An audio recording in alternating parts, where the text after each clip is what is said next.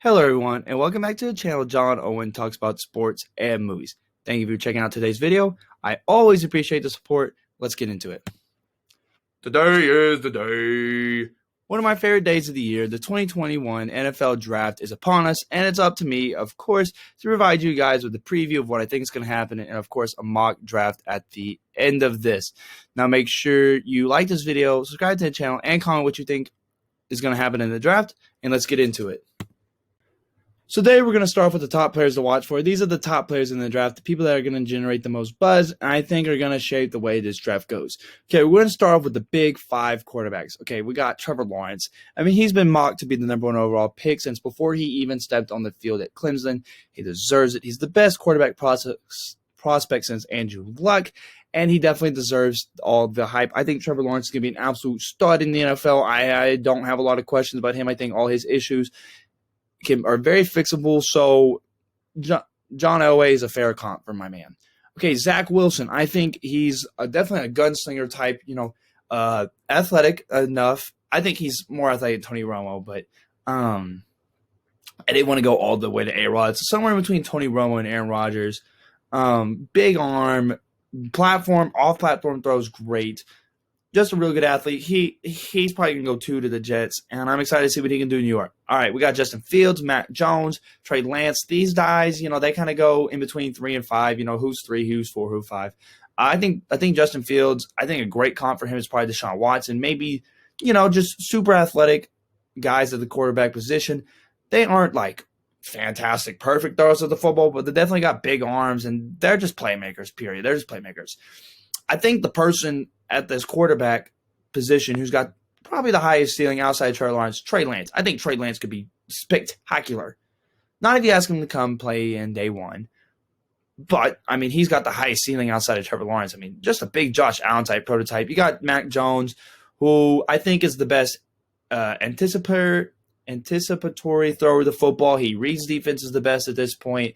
He's got a solid arm. I think he's like definitely a Kirk Cousins type of guy.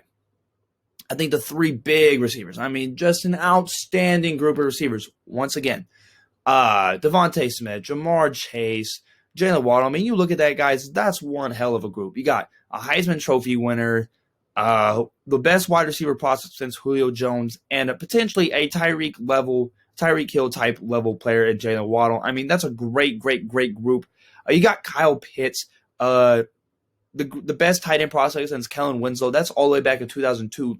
Basically just a 6'5" fast receiver, just fantastic. The corners in this class are good. It's a solid deep cornerback class led by 2 SEC superstars in Patrick Surtain, SEC Player of the Year, J.C. Horn, who, I mean, hell, has covered more NFL ready or NFL level receivers than I think I've seen anyone ever. I watched this video the other day. It's like J.C. Horn has the best corner resume I've ever seen, and it was like 18 NFL level players that he covered in his time as college. Outstanding. And then Micah Parsons, probably the best defensive player in this draft, hyper athletic linebacker.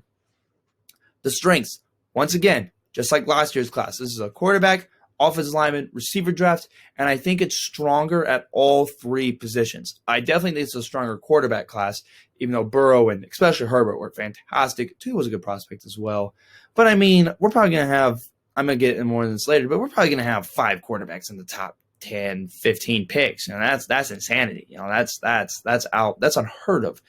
Definitely going to be quarterbacks 1, 2, 3, could potentially be 1, 2, 3, 4, but I don't expect any of these quarterbacks to last past 9, so that's outstanding. Offensive linemen, we got Penei Sewell, Rashawn Slater that lead the group. Penei Sewell's the best offensive lineman prospect in a while. Just a unicorn. He's 20 years old. He's only going to get better. Rashawn Slater has great tape and stuff like that. He's a great player out the Big Ten. Stone Chase Young. I mean, a generational type pass rusher in college, so he's a great. The offensive lineman class is super deep. And the Ravens, like I mentioned, another fantastic, strong group. A really, really good group. Again, we've been blessed back-to-back years to have outstanding wide receiver groups. I already mentioned the 3-headed monster, but guys like Terrace Marshall, which, by the way, that Julio Jones comp is a poor man's Julio Jones. Please don't come at me. Michael Bateman, Elijah Moore, Kadarius Moody, Rondell Moore. I don't think I'm forgetting anyone else, but Just another outstanding group of pass catchers for teams to build their quarterbacks for or with or whatever I'm trying to say. Weaknesses. All right, I think as great offensively as this class is, it's not the greatest along the trenches and in the linebacker and kind of at safety. Interior alignment, Christian Batemore is the best out of the group. Not Danny Shelton. I'm sorry, that's his pro comp. His name has lost me. Marvin Wilson was mocked to be a top 5 pick this time last year, but he's kind of fallen off the map and everything like that. The edge group, I'll get to the edge group in a minute, but guys like Gregory Rousseau, Jalen Phillips, Iz Oj, sorry if I said that wrong, the guy from Georgia, and once again another tight end group, nowhere near as the historically bad 2020 class. They do have some solid people. I mean, Kyle Pitts, like I said, is a generational talent at the position, and Pat Furman, sorry if I did not say that right, it could be a solid NFL guy, but besides them, there's not much there. If you're looking for people in the trenches on the defense side of the football, this is not your draft class. Okay, the safest pick, and what I mean by safe is like the most surefire pick, Trevor Lawrence to the Jaguars. We've known this since the Jets beat the Rams like last season. This has been happening forever. Okay, the best player in this class is Trevor Lawrence, without a doubt. When you're a generational quarterback prospect, that automatically puts you in the best prospect for your class. There's no doubt in my mind. I mean, just watch him play. Don't listen to the people that are trying to nitpick him to death because he's been elite for 3 years and everything. Like, look, he's 6'6", can move, big arm, great leader, a fantastic leader, great leadership qualities. Trevor Lawrence is the best player in this draft without a doubt. Now, outside of T-Law, I got to go with Kyle Pitts. I really do think he's a generational type talent at the position, and that's purely transcendent, and that's something. And I think you can make an argument that Penei Sewell and Jamar Chase are right behind Kyle Pitts. If you want to say either three of those guys are the best player behind Trevor Lawrence, I would accept your argument, no doubt. Utility player, Kyle Pitts again. You can flex him out. He can play inline. He can come from the backfield. I mean, Kyle Pitts is just a versatile weapon who's going to be dominant in the NFL. He's too big. He's too strong. He's too fast. Yeah, is he going to be a great blocker? I don't know. But if he can be a serviceable blocker, Kyle Pitts is going to be a top 5, top 3 tight end the majority of his career. Okay, swing players. This is where the draft is going to make or break. All right. I think that the 49ers' decision between Mac Jones and Trey Lance is going to be the deciding factor of how the rest of this draft goes. The 49ers jump up, and they already did jump up, but if they take Mac Jones, I think only one team's going to jump up to get Trey Lance and/or Justin Fields. But if they take Trey Lance, which I honestly think is a really smart pick which would be smarter on their part, then you're going to see chaos. You're going to see somebody jump up to get you're probably going to see someone jump up to get Justin Fields at 4. If the 49ers pick Trey Lance, I guarantee you someone's trading up with Atlanta to go get Justin Fields.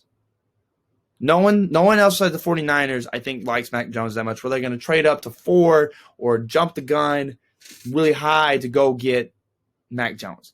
Now, I could see New England coming in from 8 and getting Mac if he's there, or up to 10 or whatever, but no one's jumping all the way up. I guarantee you someone's going to jump up to 4 to get Justin Fields. These are the swing players in the entire draft. They're going to decide how interesting this draft ends up being. A pairing I'd love to see was Kyle Pitts to the Dolphins. I give it about a decent shot that he ends up in Miami. I think it really depends on what happens at 4 and what Cincinnati does at 5. If Atlanta just keeps the pick and they go Kyle Pitts, but I think that Kyle Pitts would be a great weapon for Tua. He'd have some other guys around him, Will Fuller, Devontae Parker, Mike Gesicki. I don't think I said that right either. I think that would be awesome, and I think this would be prepping the Dolphins to prepare for Tua's success, or if he's incapable of scoring with this group of weapons, which is a great group, by the way, his successor, whoever that is in Miami. Pairing I'd hate to see, Kyle Pitts and or Jamar Chase to Detroit. I just don't want to watch these transcendent people at skill positions go to Detroit where they're going to waste away. I know they're going to. Okay? They're wasting away They wasted away Barry Sanders. They wasted Matthew Stafford. They wasted Calvin Johnson. Some great all-time talents at their position, and some all-time greats in the case of Barry Sanders and Calvin Johnson. I just don't want to see these super electric, super exciting guys going rot in Detroit.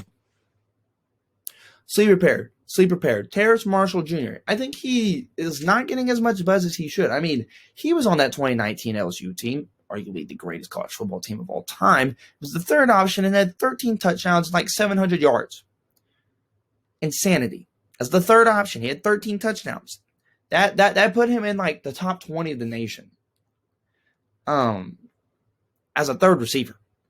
Granted, that offense was insane. And then he comes back this year, and in 7 games, he has 10 touchdowns and 700 yards, like an absolute beast. He's 6'4". Like I said earlier, he's like Julio Jones without the upper body strength. I mean, Julio Jones, if you've watched my man, he's got a ridiculous amount of upper body strength, stuff like that. But I think Terrace Marshall is a sleeper player in this draft for sure. Okay, the biggest boom or bust. Okay, I'm going to say Jalen Waddle just because he's got a little bit of an injury history. But if Jalen Waddle hits, I truly think he'll be the closest thing we have in this game to another Tyreek Hill. I think his ceiling is exponential. I think he has a chance to be better than Jamar Chase and Devontae Smith, which is saying something because I absolutely love those guys. But I think Jalen Waddle, and if he doesn't hit his ceiling, he's not going to be terrible. But I'm just saying that boom potential though is enticing. Okay, the entire defensive end group to me is a whole. Every single one of them. I don't think any of them are a surefire thing. I don't think Gregory Rousseau is, Jalen Phillips, Kitty Pay. None of these guys to me are for sure surefire edge rushers. Now, I think some of them are going to be booms. They're going to be 10, 12 sack guys. They're going to be elite pass rushers. And these other guys are just going to bust. They're just not going to work. And that is so worrisome because that position is so highly valued. And teams need these types of guys. And there's a lot of teams that need pass rushers. And, there's an influx of corners or the quarterbacks and receivers and a transcendent tight end and 2 really good running backs coming in. And these guys need people to stop those guys. And they're just not going to get in this draft class. That'd be scary for a team, at least. Favorite player, Trevor Lawrence. I've always loved Trevor Lawrence. I think he's awesome. So he's my favorite player in this draft. Okay, next we're going to have my top predictions for the draft. I think the Big 5 will all go in the top 10. Not only is this a super good quarterback class, I think next year's class, I really don't think it's going to be a great class. I think Spencer Rattler and Sam Howell are going to be the top guys, but I don't know if either one of them would be a better prospect than Trey Lance, and both of them at this point in time would probably be 5. And that's not to say that they're bad because this is a deep quarterback class. But, I have my issues with Spencer Rattler. I think I've got my issues with Sam Howell, Kendon Slovis. And I'm sure there'll be some guy that I haven't mentioned that's a new boom guy. But I think all 5 of the quarterbacks are going to go in the top 10. Okay, this is also going to be a very heavy offensive draft. I truly believe the first 9 picks are going to be offensive players. I think 11 out of the top 12. I think 13 out of the top 15 or something like that. 14 out of the top 15, I think in my mock. We'll see in a second. Very offensive heavy. Huge, huge offensive draft. And there's just a lot of super good, super talented, transcendent people at positions of high importance. So that's a formula. And it doesn't help that the defensive players are not super deep. I think this 2021 receiver class maybe will be better, may not be, but as a whole is better than the 2020 class, which, by the way, a very historic 2020 class. I think the top 3, the 3-headed dragon of this whole process of Devonta Smith, Jamar Chase, Jalen Waddle is way better than the combination of CeeDee Lamb, Jerry Jeudy, and Henry Ruggs. And that's a really, really awesome, fantastic group. Amazing. But I think Jamar Chase is better than all 3. I think I like Devontae Smith better than all 3. And I think Jalen Waddle, if he didn't have the ankle injury, would be – I don't think I'd put Jalen Waddle over CeeDee Lamb. But that 3 is better than the 3 from last year. I think Justin Jefferson is a better prospect than Rashad Bateman. But I think Terrace Marshall Jr., Elijah Moore, Rondale Moore, Kadarius Toney is a better kind of group of between Brandon Ayuk, T. Higgins, and Chase Claypool. Now, granted, everyone that I listed here except Henry Ruggs had super productive rookie seasons. So we'll see what the 21 class has to offer. But I think they're still going to be better. Okay, there's my mock draft. Pause this and look at it. I'm going to wrap up the video. Thank you for watching today's video. I always appreciate the support. Make sure you leave your thoughts in the comments below. Enjoy the draft tonight. Have a good time. You have a